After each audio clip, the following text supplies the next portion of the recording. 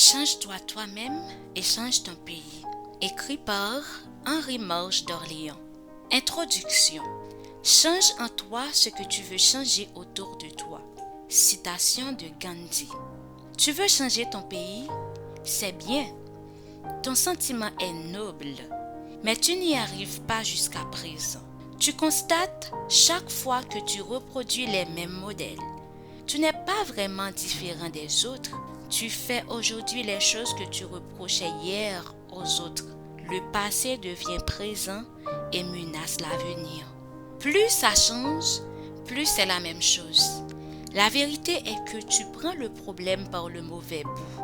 Le pays n'a rien à changer. Les autres n'ont pas à changer. C'est à toi de te changer toi-même. Mais tu n'en es pas conscient. Tu ne veux rien entendre. Tu ne veux pas y penser. Tu te concentres sur le pays et l'autre qui doivent changer, jamais sur toi-même parce que tu t'estimes correct, bon et digne. Et tu penses être en droit d'exiger de ton pays et des autres ces mêmes rectitudes, bonté et dignité. Te changer toi-même est une entreprise difficile parce que tu n'es pas aujourd'hui ce que tu es par hasard. Ce sont la famille, l'école et la société qui ont fait de toi ce que tu es. Au mieux, ces institutions ne sont pas parvenues à faire de toi ce que tu devrais être. Ta première difficulté est la conscience du besoin de te changer toi-même. C'était plus facile, dès la naissance, de t'avoir éduqué à devenir la personne que tu devrais être. Maintenant que tu es devenu grand, bien installé dans ce que tu es, c'est difficile de changer. Jésus-Christ le comprenait bien quand il recommandait d'enlever d'abord la poudre qui est dans ton œil avant de voir la paille dans celui de ton prochain. Luc 6, versets 41 et 42. La Fontaine aussi, dans la fable La Besace, a exprimé la même idée quand il disait « Lynx envers nos pareils et taupe envers nous. Nous nous pardonnons tout. On se voit d'un autre œil qu'on ne voit son prochain. On est toujours frappé de presbytie envers soi-même. On voit trouble les objets proches. On ne voit pas du tout quand on se confond avec l'objet à regarder. Et c'est là le cœur du problème. Ce qu'il faut regarder, c'est soi-même alors qu'on se confond avec soi-même. La science a inventé le miroir qui nous permet de nous regarder en face et de porter les corrections nécessaires à notre apparence. Mais le changement intérieur est plus difficile encore et c'est de cela qu'il s'agit. Malgré les avancées de la psychologie, cette discipline n'a pas encore vraiment fourni un outil qui nous permette de voir nos sentiments, nos pensées, nos idées qui commandent nos paroles et nos actions. L'œuvre de changement de soi-même devient encore plus difficile parce qu'elle peut déranger. On s'installe si bien dans ce qu'on est, on vit ainsi, c'est ainsi qu'on gagne sa vie. C'est ainsi que l'on fonctionne depuis toujours. On s'y sent bien, même quand on réclame le changement du bout des lèvres, on n'a pas envie d'être dérangé. Veux-tu changer ton pays? Alors, laisse ton pays en paix. Il n'est pas le problème c'est toi, c'est moi. Il n'y a aucune personne qui mérite que tu te changes toi-même pour elle. Un tel changement, tu ne le dois qu'à ton pays et à toi-même. Si tu veux entreprendre l'œuvre de changement de ton pays à partir du changement de toi-même, ton cerveau peut t'accompagner. Il est plus vieux que toi.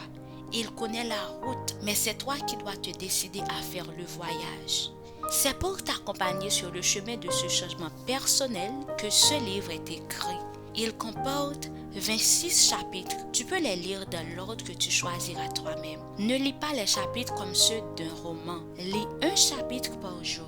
Prends le temps de considérer les changements que tu souhaites voir s'opérer en toi-même et par toi-même. Après chaque chapitre, tu peux à n'importe quel moment revenir sur un chapitre déjà lu. Tu peux aussi faire d'autres recherches sur le thème traité et ajouter tes propres réflexions. Tu deviens ainsi co-auteur de ce livre. En lisant ce livre, ne pense pas dans un premier temps aux autres et à ce qu'ils devraient changer en eux. Concentre-toi sur toi et sur toi seul. Approprie-toi chaque chapitre, chaque paragraphe. Dis-toi que tu veux être comme il résulte de ta méditation après la lecture de chaque phrase. Si tu es sérieux de ta volonté de changer ton pays, tu dois te préparer à entrer dans un processus de changement de toi-même d'abord. C'est-à-dire être prête à faire de nouvelles choses qui vont peut-être à l'encontre de tes inclinations naturelles, de ton éducation, de ta culture, de tes croyances, du système au sein duquel tu évolues. Ce n'est pas facile, mais tu y arriveras en suivant la pédagogie suivante. Premièrement, décide de ce que tu veux être et faire et déclare que tu veux introduire à cette fin tel changement en toi. Il ne faut pas dire que tu ne peux pas changer. Exerce-toi constamment dans ta méditation du matin, de la journée ou du soir, avec les yeux fermés pendant une quinzaine de minutes. Regarde-toi comme sur un écran, exactement comme tu désires que tu sois. Tu crées ce toi-même dans ton esprit et tu te promets d'être ainsi vraiment dans la réalité. Deuxièmement, si à l'épreuve de la réalité de la vie, tu ne réussis pas à te comporter et à être comme tu l'espérais, ce n'est pas grave. Tu te promets de réussir la prochaine fois. Tu continues l'exercice dans tes méditations quotidiennes. Tu surveilles tes pensées, tes paroles et tes actions pour qu'elles soient conformes à la personne que tu veux être au fond de toi-même. Chaque fois que tu bronches, tu fais comme dessus, jusqu'à la victoire finale sur toi-même. Troisièmement, tu intègres ou tu formes un groupe dont les membres partagent les valeurs prônées par ce livre et qui se réunissent régulièrement pour en débattre et pour s'encourager les uns les autres à les pratiquer vraiment dans la vie de chaque jour. C'est cette pédagogie que tu dois suivre pour que ce livre te soit vraiment utile. Cesse de dire que tu ne peux pas ou plus changer, que c'est ainsi que sont les membres, les gens de ta famille, de ta race, de ta génération, de ton pays, de ta région. Demande-toi de préférence si tu aimes comme tu es.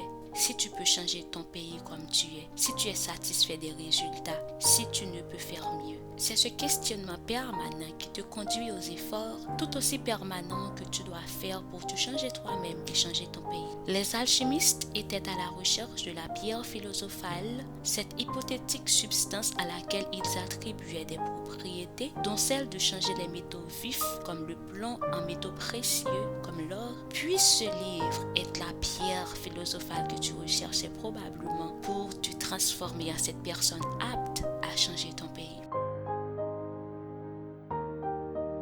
Chapitre 1. Une certaine idée du pays, des autres et de toi-même. Toute ma vie, je me suis fait une certaine idée de mon pays. Citation de Charles de Gaulle. Un pays est le reflet de l'idée que ses propres élites se font de lui. C'est l'idée que tu te fais de ton pays qui va commander tes pensées, tes paroles et tes actions à son endroit. Dans son livre « Mémoires de guerre », Charles de Gaulle a écrit « Toute ma vie, je me suis fait une certaine idée de la France. Le sentiment me l'inspire aussi bien que la raison. » Et toi, quelle idée te fais-tu de ton pays? T'en fais-tu l'idée d'un pays foutu, d'un pays sans avenir, d'un pays à fuir, d'un pays qui ne peut vivre que de l'aide internationale? Ce que tu vois est la manifestation de ce que tu ne vois pas. Et ce que tu ne vois pas est encore plus ample et plus fort que ce que tu vois. C'est à cause de la force de ce qui existe, mais que tu ne vois pas, que la manifestation extérieure se fera implacablement. C'est comme lorsque tu regardes la télé. Ce que tu vois sur l'écran est ce qui est lancé par la station. Tu ne pourrais pas regarder une émission que la station n'a pas lancée, sauf si tu étais branché sur une autre chaîne.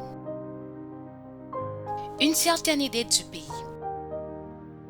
Veux-tu savoir l'idée que tu te fais de ton pays? Facile. Écoute ce que tu dis de lui et observe tes faits et gestes à son endroit. Il n'y a pas de doute là-dessus. Ce que tu dis, ce que tu fais est précédé d'une idée. Quelle idée te fais-tu de ton pays? Les mots les plus courants que tu prononces sont un pays poubelle, un pays jungle, un pays à environnement dégradé, un pays humilié. Quoi d'autre? Tu as raison, c'est un pays poubelle. Des tonnes d'immondices s'amoncellent ici et là. C'est par les piles de détritus que l'on arrive à localiser une maison, un centre de santé, une épicerie, etc. Des villes sont de vastes marchés sans fin. On y vend surtout des vêtements usagés venus de pays étrangers. Pas seulement des vêtements, mais aussi des sous-vêtements usagés portant la marque indélébile des personnes qui les portaient. Des matelas aussi, pas seulement usagés, mais crasseux. Ton pays peut recevoir tout ce qu'on jette dans les autres pays. Tu as fait de ton pays une vaste poubelle. Tu as raison, c'est un pays jungle. Tout fonctionne comme dans la jungle. C'est la loi du plus fort. Si tu veux bénéficier d'un service auquel tu as droit, cherche un gros bonnet ou sois-le toi-même. La circulation automobile chez toi montre bien le niveau de tes compatriotes. On fait seulement l'effort de respecter la règle de la circulation à droite. Et là encore, la circulation automobile chez toi est un sauve-qui-peut infernal dans une jungle de sauvages. Toutes les lois sont là, bien sûr dans les codes. Tu sais qu'elles ne servent à rien. À rien. Non, tu t'en sers quand tu es au pouvoir pour régler son compte à un ennemi politique. Autrement, la loi c'est du papier. Où sont tes dirigeants? On dit qu'un pays a les dirigeants qu'il mérite. Sont-ce vraiment ces dirigeants que ton pays mérite?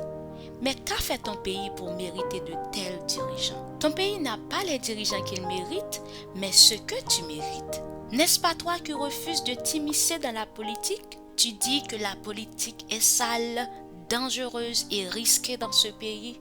Dans ce cas, tu as les dirigeants que mérite ta peur, ta passivité et ta démission. Finalement, on ne comprend pas très bien le rôle de tes dirigeants. C'était comme s'il n'y en avait pas, puisque ceux qui sont placés pour diriger le pays se sont plutôt transformés en chefs profiteurs et irresponsables. Comme tels, ils occupent des positions qui leur assurent des privilèges, mais ne leur imposent aucune obligation. Le pays n'est pas dirigé. Personne ne leur a dit qu'ils occupaient les fonctions pour servir. Ils ne savent même pas comment être au service de la collectivité. Ils n'ont aucun sens ni de l'État ni du service public. Ils sont enflés de pouvoir et se contemplent comme chefs. Ils ont déjà le succès pour avoir accédé à ces postes. Ils disent que le pays existe depuis longtemps et est appelé à perdurer. Aussi aura-t-il le temps de se développer alors qu'ils ne sont chefs que pour peu de temps. Ils cherchent à en profiter au maximum en prenant l'État en otage, avec la complicité des milieux économiques et le silence de la population. Tu as raison, c'est un pays à environnement dégradé. Tandis que des pays ont transformé en verger des parties désertiques de leur territoire, tu as transformé en désert un territoire qui fut un verger. Et tu continues ton œuvre inexorablement sous l'œil impassible de tes soi-disant dirigeants. Quand comptes-tu t'arrêter?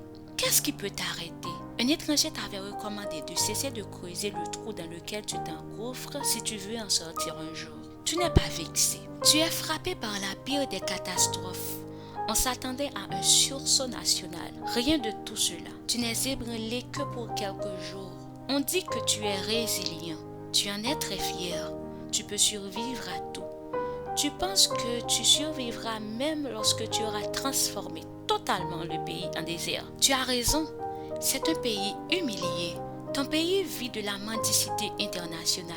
Ton budget dépend à plus de 50% de l'aide étrangère. Tu ne t'en émeus même pas. Tes chefs non plus. Ceux-ci organisent des réjouissances populaires qui grèvent le budget, tandis qu'ils n'ont pas d'argent pour organiser des élections. Ceux-ci organisent des réjouissances populaires qui grèvent le budget, tandis qu'ils n'ont pas d'argent pour organiser les élections ou réformer le système éducatif. Tu abandonnes sans vergogne ton pays aux étrangers. Ce sont eux qui assurent la sécurité de ton territoire, qui prennent soin de ton peuple et te dictent quoi faire. Tu n'as pas honte. Pourtant, ton pays avait une vocation de grandeur. Son histoire le prédestinait à un rôle international de premier plan. Beaucoup de pays donneraient tout pour avoir une histoire comme la tienne. Tu ne l'as pas compris. Ton pays est aujourd'hui le grand naufragé de l'histoire universelle. Dans ton pays, on confond les matchs interclubs et les matchs internationaux. Dans les compétitions locales, chacun peut être fan d'une équipe, mais dans les matchs internationaux, toute la population soutient l'équipe nationale. Les membres de l'équipe nationale ne jouent les uns contre les autres que lors des entraînements. Ton pays a perdu ce sens élémentaire des choses. Chacun de tes compatriotes a des amis étrangers contre un autre compatriote, sans égard pour la nation. Finalement, tu formes avec tes compatriotes un sous-pays que la science politique n'a pas encore étudié ni catégorisé. Tu ne te rends pas compte parce que tu ne peux avoir le recul nécessaire. Tu deviens inconscient et insensible au chaos qui t'entoure et qui pourtant saute aux yeux des étrangers. Ton pays fait faillite et suscite la pitié. C'est pourquoi tu as, sous toutes ses formes, cette surprésence de l'international sur ton territoire. Ton pays ne peut pas recevoir des investissements internationaux. Il n'est digne que de l'assistance humanitaire. Tu ne peux même plus avoir honte. Quand l'idée négative que tu te fais du pays rejoint celle de tous tes compatriotes, tu ne dois plus t'étonner des résultats. Ton idée et celle identique de tes compatriotes forment une concentration d'énergie semblable. Selon la loi de la physique, cette concentration d'énergie forme la matière. C'est la théorie à la base de la bombe atomique. Et cette matière, c'est ce que tu as sous les yeux en regardant ton pays. Ton état d'esprit et celui de tes compatriotes donnent à ton pays l'image des villes japonaises d'Hiroshima et de Nagasaki après le largage de la bombe atomique. La différence est que c'était une force extérieure qui avait provoqué ce désastre. Ce n'était pas l'esprit des Japonais qui l'avait créé. C'est pourquoi ces villes sont aujourd'hui parmi les plus belles du monde. L'idée que les Japonais se font de leur pays a recréé ces villes plus belles qu'avant. Une certaine idée des autres. Tu penses que tu es différent de tes compatriotes, que tu es spécial. Tu te trouves plus beau, plus intelligent, plus fortuné, plus jeune, plus expérimenté, plus fort, plus démocrate, etc. Ta peau a une autre nuance et tes cheveux une autre texture et on t'a appris que tu étais ainsi supérieur. Tu es d'une grande famille, d'une autre génération, du camp démocratique. Tu regardes les autres avec condescendance et mépris. Certains sont sales et dégagent une trop forte odeur. Tu ne veux même pas t'en approcher. Ils se soucient très peu de leur toilette et de leur hygiène corporelle. Ils n'ont ni le temps, ni le souci, ni même les moyens de s'en occuper. La plupart exposent leurs marchandises à même la chaussée, sans vergogne. Les produits d'alimentation sont à côté d'une mort puante. Ils mangent, urinent et défèquent presque dans le même espace, pas trop loin des marchandises. C'est répugnant, te dis-tu. Tu as du mal à t'identifier à eux, tant ils sont laids et méprisables. Ils sont plus nombreux ces temps-ci, naturellement, puisqu'ils laissent de plus en plus la campagne et enfantent beaucoup plus que toi. Pourquoi ne les empêche-t-on pas d'enfanter, te demandes-tu? Tandis que toi, tu limites ta capacité de procréer, tes compatriotes moins fortunés croissent et remplissent le pays. Eux et leur progéniture envahissent toute la ville. Il n'y a presque plus de quartiers résidentiels. Les espaces considérés comme tels le sont encore pour très peu de temps, puisque d'autres, autrefois résidentiels, ne le sont plus aujourd'hui. Pourquoi cela ne continuerait-il pas? Et ces gens que tu refuses d'accepter comme des compatriotes seraient encore plus nombreux s'ils ne voyageaient en masse vers d'autres pays. Tu te croyais quitte quand ils sont partis? Hélas, c'est surtout à l'étranger qu'ils te collent à la peau. Dans ton pays, tu pouvais refuser de t'identifier à eux, mais à l'étranger, pas de chance. On t'identifie à eux, malgré tes renoncements, rappelant ceux de Simon-Pierre à l'endroit de Jésus. Finalement, si tu vises à l'étranger, tu prends la nationalité du pays d'accueil pour mieux te démarquer d'eux, souvent peine perdue. Quand ton origine n'est pas visible, il te suffit d'ouvrir la bouche dans la langue de ta nationalité d'emprunt pour qu'on te demande de quel pays tu es originaire. Pas de chance. Tu penses que pour réhabiliter le pays, on devrait éliminer ou envoyer sur une autre planète tous ces gens qui ne sont pas comme toi et qui ne sont pas dignes d'être tes compatriotes. Ce qui t'énerve le plus, c'est que même tes compatriotes éduqués qui devraient constituer l'élite, le sel, la lumière ne font pas exception. Une simple visite au bureau d'un grand professionnel ou d'un homme d'affaires te permet de constater que tout le monde décide de fonctionner à basse altitude. Les comportements au volant des plus éduqués ne diffèrent en rien de ceux des autres qui le sont moins. Ils déversent leurs déchets dans les rues et dans les ravins, exactement comme les autres. Ils débarrassent leurs vessies en pleine rue, comme les autres.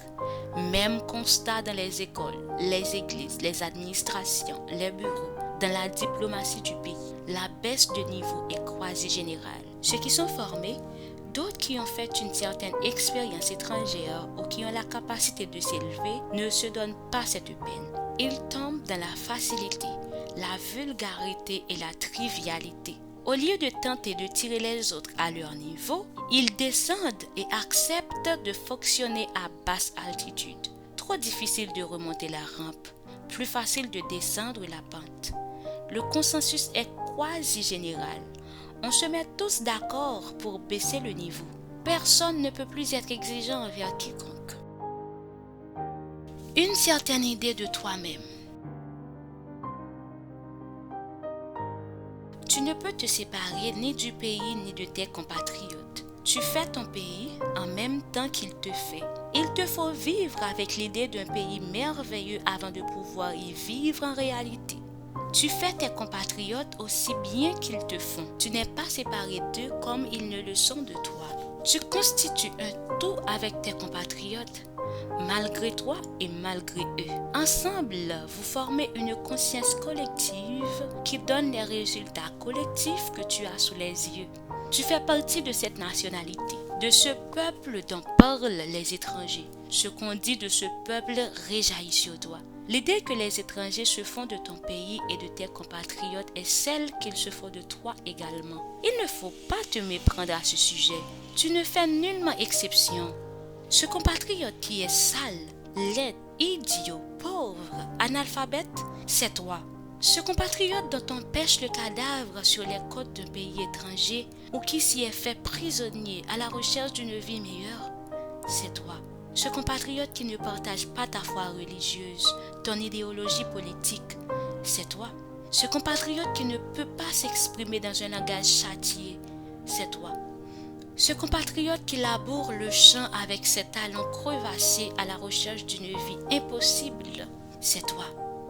Cette compatriote, en pleine ceinture, qui descend en ville avec un gros panier sur la tête, c'est encore toi. Cette compatriote qui étale ses marchandises sur la chaussée, avec les yeux décolorés par la poussière et la peau noircie par le soleil, c'est encore toi. Cette ouvrière d'usine qui ne gagne que le salaire minimum, c'est encore toi. Cette femme qui travaille chez toi pour un salaire de misère, c'est encore toi. Cet enfant qui ne peut pas manger à sa faim, qui ne va pas à l'école et cet autre qui fréquente ces boîtes que l'on appelle école et qui a comme professeur une personne qui aurait besoin elle-même d'être alphabétisée. C'est toujours toi, cette fillette qui n'a pas de toit et qui va devenir adulte sans avoir été jeune. C'est toujours toi, ce bébé abandonné en pleine rue ou à l'hôpital par sa mère, incapable d'en prendre soin. C'est toujours toi. Cette personne qui présente toutes les apparences de la richesse que tu trouves belle, instruite, d'une grande famille, c'est enfin toi. Ils sont tous toi. Toi dans une manifestation physique différente et une autre expérience de vie. Les autres sont toi et tu es les autres. Tu partages avec eux tous la même nationalité, la même humanité. Tu ne formes qu'un avec eux tous et elles toutes. Ton pays est la manifestation de l'idée que tu te fais de lui. Tes compatriotes également. Il n'y a pas de hasard dans ce que ton pays et tes compatriotes sont devenus. Ils sont tout simplement les manifestations de tes idées. Ne t'étonne pas de ce que tu as sous les yeux si tu ne t'étonnes pas de l'idée que tu te fais de ton pays, de tes compatriotes et de toi-même. Tu as créé ce que ton pays et tes compatriotes sont aujourd'hui. Et toi seul peux créer un nouveau pays et des compatriotes différents par une nouvelle idée de l'un comme des autres. C'est André Harvey qui disait « La pensée humaine est à l'origine de tout objet, c'est-à-dire qu'elle se matérialise sur le plan physique. » Tu peux changer et les autres et ton pays, mais il faut commencer par le bon bout. Le bon bout, c'est toi. Il faut que tu t'exerces à ne plus ruminer les mauvaises idées sur ton pays ou sur tes compatriotes. Elles vont influencer tes pensées, tes paroles, tes comportements et tes actions. Chaque fois que les mauvaises idées te viennent à l'esprit, tu peux les remplacer immédiatement par d'autres idées positives et grandioses à propos de tes compatriotes et de ton pays. Chaque fois qu'il est sorti de ta bouche une parole négative et méchante à propos de ton pays ou de tes compatriotes, promets-toi de ne plus la répéter et émets immédiatement une autre parole plus positive et plus gentille. Chaque fois que tu fais quelque chose qui ne reflète pas l'idée que tu te fais de ton pays et de tes compatriotes, fais la chose contraire qui traduit la haute idée que tu te fais et de ton pays et de tes compatriotes.